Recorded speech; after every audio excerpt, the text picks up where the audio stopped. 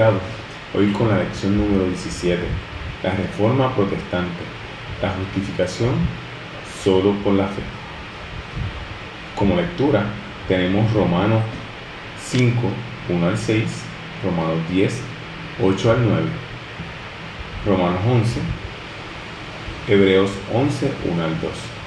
En nombre del Padre, del Hijo y del Espíritu Santo, dice: justificados pues por la fe, tenemos paz para con Dios por medio de nuestro Señor Jesucristo, por quien también tenemos entrada por la fe a esta gracia en la cual estamos firmes y nos gloriamos en la esperanza de la gloria de Dios.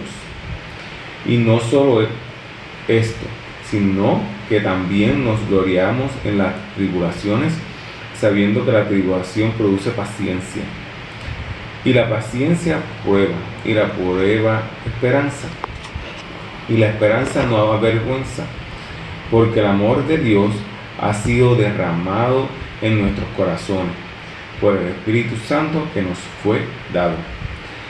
Porque Cristo, cuando aún éramos débiles, a su tiempo murió por los impíos. Mas, ¿qué dice? Cerca de ti está la palabra, en tu boca y en tu corazón está la palabra de fe que predicamos. Que si confesares con tu boca que Jesús es el Señor, y creyeres en tu corazón que Dios se levantó de los muertos, serás salvo. Pues la Escritura dice: todo aquel que en Él creyere no será avergonzado. Es pues la fe la certeza de lo que se espera, la convicción de lo que no se ve, porque por ella alcanzaron buen testimonio los antiguos. Hermano, hoy vamos a estar hablando dos cosas que van de la mano: la Reforma Protestante y la justificación de la fe. La Reforma Protestante la celebramos ahora el 31 de octubre, no es Halloween. Tenemos que enseñarle a nuestros niños, a nuestros jóvenes, que no es Halloween lo que celebramos nosotros los cristianos, sino nuestra Reforma Protestante. Y hoy vamos a ver qué es la Reforma Protestante, de dónde salió y por qué surgió.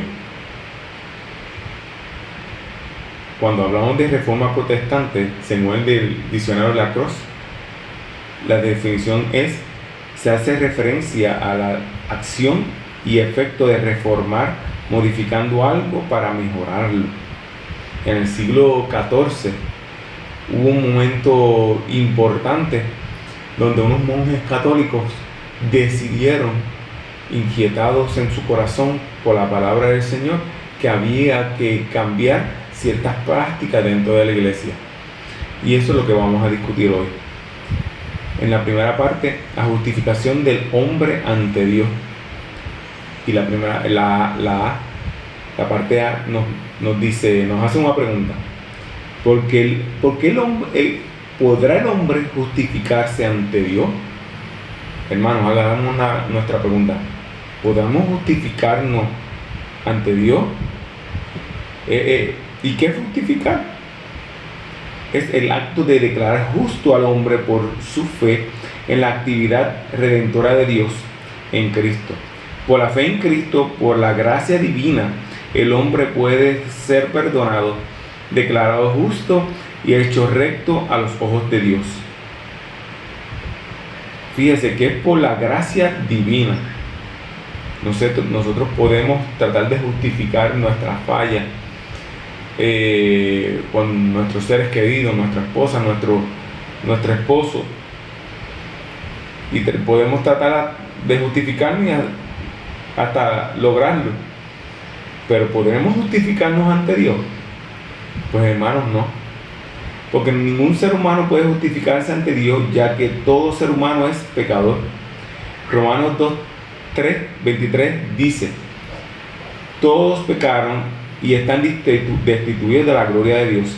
Ningún ser humano puede será perdonado basándose en sus méritos o esfuerzo propio. Por más que nosotros podamos, yo no sé si ustedes lo han escuchado, pero hay personas que dicen: no, yo soy bueno, no tengo que ir a la iglesia. yo no hago nada malo, yo soy una persona decente, y no es por nuestros méritos que nosotros llegamos a ser justificados o llegamos a ser o obtener la salvación. No, es por la gracia divina del Señor. La ley de Dios es justa y solo Él puede hacer justo a los seres humanos. No nosotros mismos, ni nuestro hermano, ni nuestro primo, ni un evangelista nos puede hacer justo.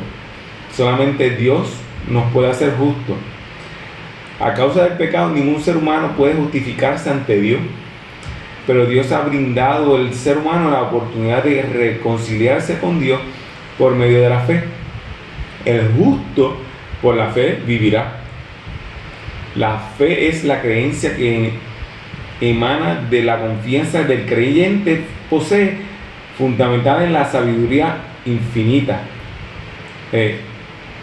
Por la fe, por nuestras creencias, por nuestra confianza en el Señor, es que logramos esa justificación, es que logramos ese acercamiento a Dios. En la parte B nos hace otra pregunta: ¿cómo opera la justicia divina para condenar el pecado del hombre? Tenemos que estar claros, hermanos, que Dios es la máxima autoridad sobre toda su creación. Él es juez, Él es abogado, Él tiene toda autoridad sobre nosotros.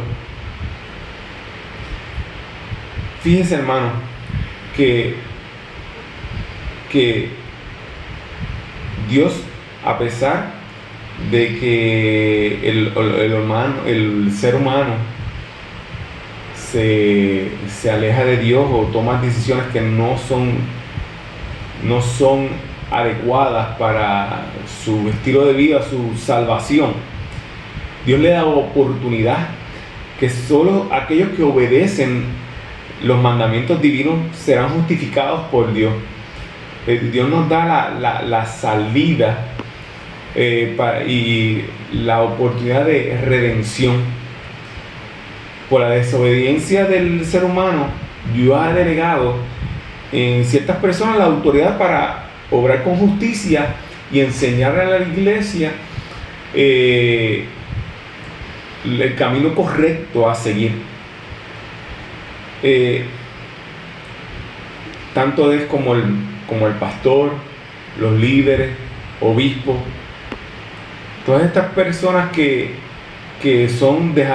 se dejan guiar por el Señor, ellos tienen la tarea de enseñarnos, de encaminarnos en la palabra correcta, en el camino correcto para la salvación. En la parte 2 seguimos con las preguntas.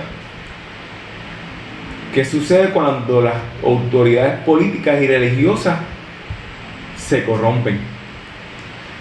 Hermano, hoy día estamos, vamos a decir, desde siempre, pero desde María se ha hecho más, el huracán María se ha hecho más evidente la corrupción en nuestro amado Puerto Rico. Y ya nosotros de los políticos como que no nos esperamos a veces la corrupción, pero cuando la corrupción toca a la iglesia nos choca, porque la iglesia se supone que sea para bendecir, para predicar la palabra del Señor, para salvación, no para predicar falsas doctrinas, para separarnos y asumir conductas que no son apropiadas. Por eso hoy día tenemos tantas interpretaciones, porque todo el mundo quiere acoplarse, tener su justificarse por la palabra, usando la misma palabra del Señor, y ahí entramos en error. En la parte A nos dice: los profetas denunciaron el inminente castigo por el pecado y la llegada de un Salvador. Esto está hablando en el Antiguo Testamento. En el Antiguo Testamento Dios nos dejó, desde el Antiguo Testamento Dios nos está dando reglas para así dejarnos llevar, a pesar de todos los beneficios dados por Dios a Israel. Los mandamientos contenidos en la ley para regular la conducta del hombre con Dios, con su familia, los huérfanos, las viudas y los extranjeros. Israel fue infiel al pacto de Jehová e introdujo en su seno las prácticas idólatras de los pueblos paganos. Los profetas en el Antiguo Testamento denunciaron los pecados del pueblo, exhortándolos al arrepentimiento. En la palabra del Señor tenemos reglas hasta para los huérfanos, hasta las viudas. Tenemos una guía completa. Pero hermano, a veces queremos montar la bicicleta sin leer las instrucciones, o montarnos en ella sin haberla, correrla sin haberla montado. Tenemos que leer las instrucciones, tenemos que leer nuestro manual para poder montar la bicicleta y después correrla. Así es la vida cristiana. Nosotros tenemos que leer el manual y escudriñar el manual, lo que estamos haciendo en el día de hoy, para poder vivir la vida cristiana como a Dios le gusta, como Dios quiere que nosotros sigamos su palabra, como Dios quiere que nosotros caminemos. Dios siempre tiene un remanente fiel en el que cumple y vigila el estilo de vida cristiano, tanto en el Antiguo Testamento como en la iglesia medieval, que estamos discutiendo lo de la Reforma Protestante, que fue en el siglo XIV y XV. Siempre, aunque la iglesia en general se desvió y los líderes muchos se desviaron de lo que era realmente la palabra del Señor, siempre hubo un remanente fiel que Dios tenía para encaminar, para volver al camino correcto. En la parte B de la segunda parte, hubo reformadores en el pueblo de Dios en el Antiguo Testamento. Yo diría, yo voy a mencionar al menos 3 reformadores, pero en 2 ocasiones. Pero en la palabra del Señor, si escudriñamos la palabra de Dios, podemos ver que hubieron muchas reformas en el pueblo de Dios, en la iglesia de Dios, a través de toda la historia de la Biblia. En este caso vamos a hablar de Josías, Esdras y Nehemías. Los reyes malvados en Israel y Judá profanaron el culto a Jehová, conduciendo al pueblo hacia una idolatría sin precedentes. El pueblo se alejó completamente del Señor.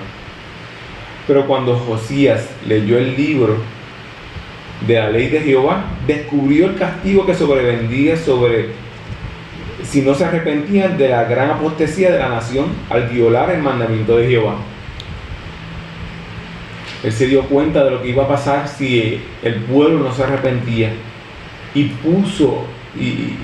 se puso en obra, se puso en movimiento para que el pueblo volviera a los caminos del Señor.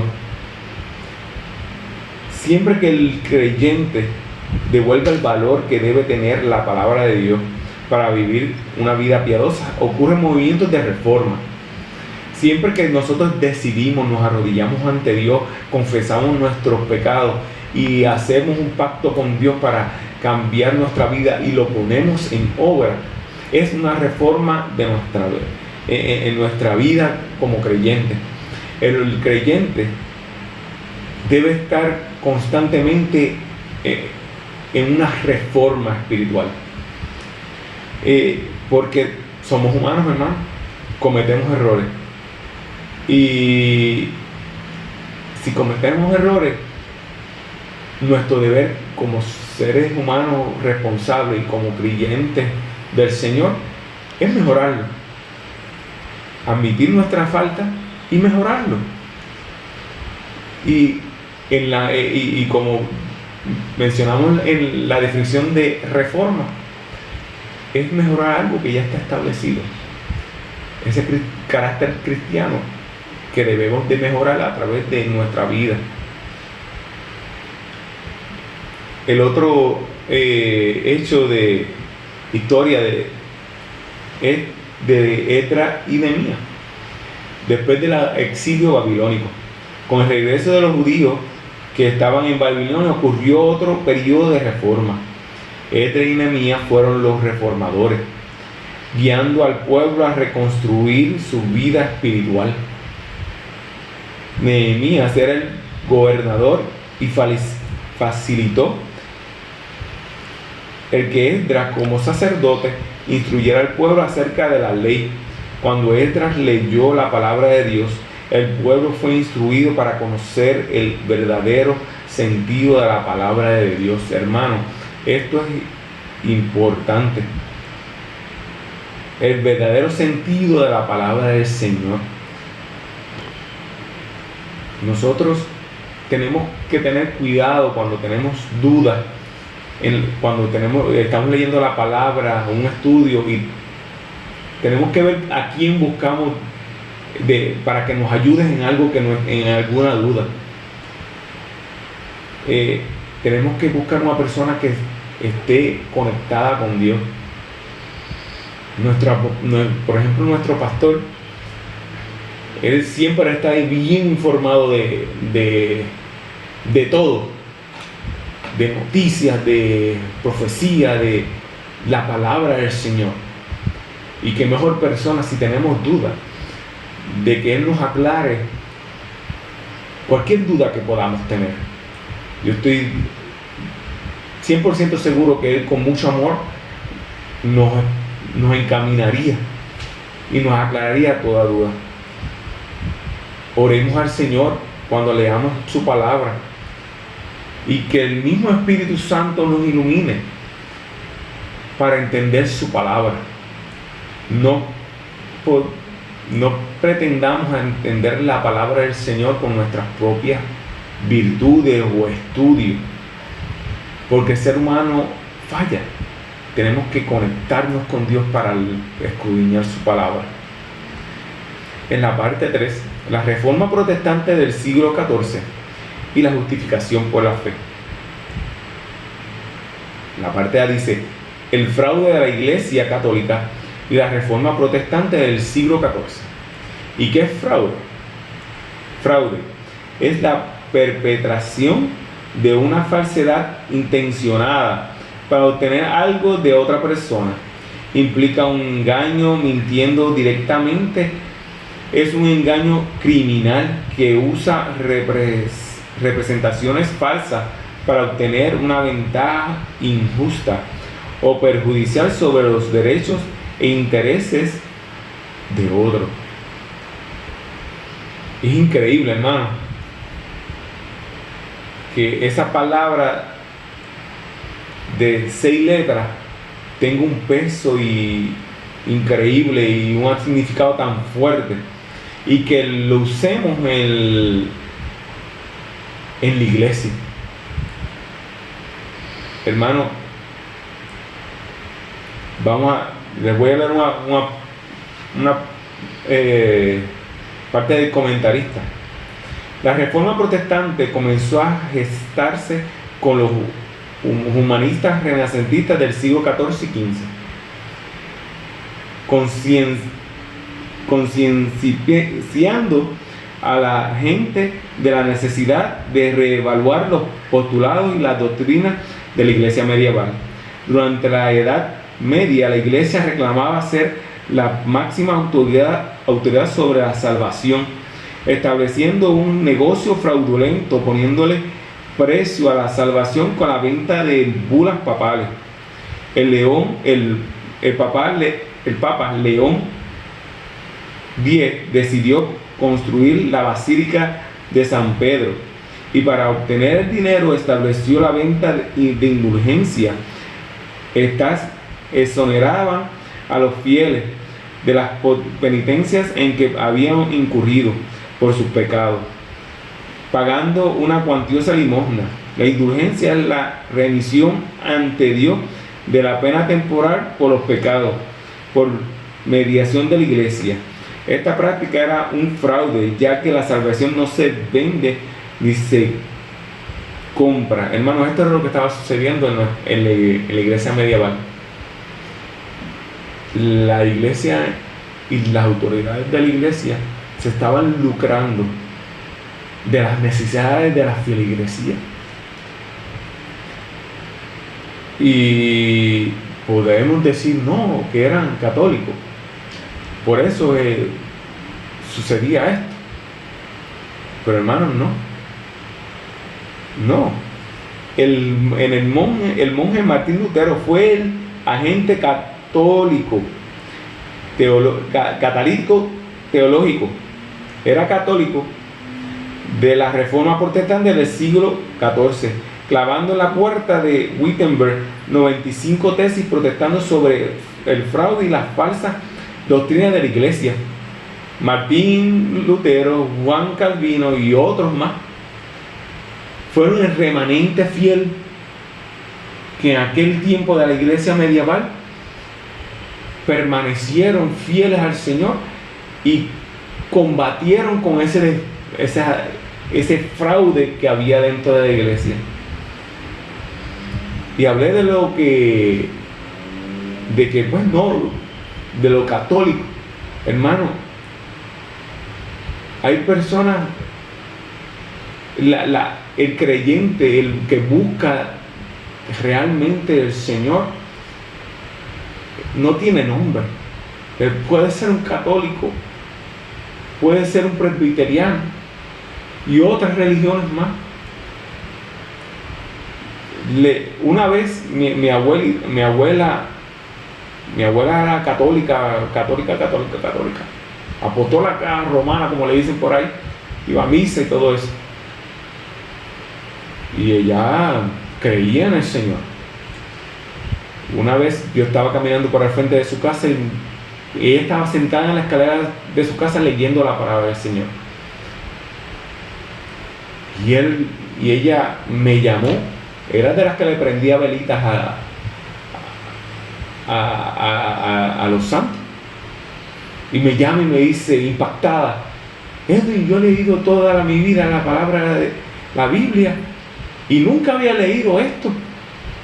Mira lo que dice de las imágenes. Yo no puedo creer que yo estuviera leyendo, haciendo esto cuando a Dios no le agrada. Hermano, es el Espíritu Santo hablando a la vida de mi abuela en aquel momento. Dios nos puede hablar a todos. Solamente tenemos que tener el corazón dispuesto a escucharle. La parte B. Uno de los principios de la reforma, la justificación por la fe en Cristo. La iglesia medieval enfatizaba las obras como medio de justificación, otorgándole la máxima autoridad al obispo de Roma, al cual reconocían como el Papa. Romanos 3:20 dice que por las obras de la ley ningún ser humano será justificado ante Dios. La Iglesia Católica Romana adulteró la palabra de Dios, dejando a un lado el sacrificio vicario de Jesús como el Hijo del Hombre y Mesías Redentor. La Biblia es clara cuando dice: todos pecaron y solamente pueden ser justificados gratuitamente por la gracia divina de Cristo. Solamente Cristo nos salva.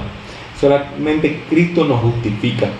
No importa cuántas penitencias, cuántas promesas podamos hacer como hombres.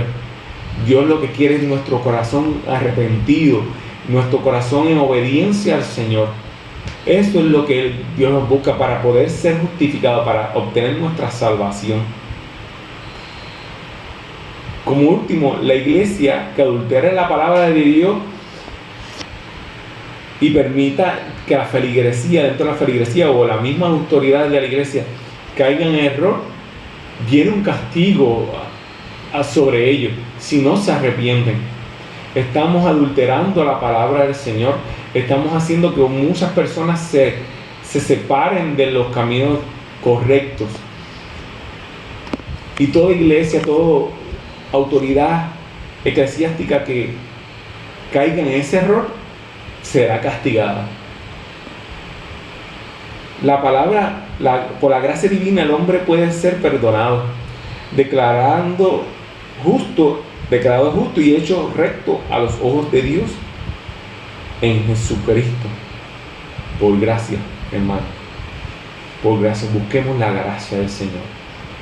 No busquemos qué dirán de nosotros, porque yo estoy haciendo esto, mira que mucho yo oro, mira mucho que yo diezmo, mira. No, busquemos la gracia del Señor. Y no dejemos que Halloween opaque lo que creemos. No dejemos que lo que está pasando alrededor del mundo, las leyes en contra de la iglesia, en contra de los valores, nos separen del Señor. Sigamos hacia adelante predicando la verdad, predicando su palabra. Espero que haya sido de bendición esta lección número 17. Dios les continúe bendiciendo.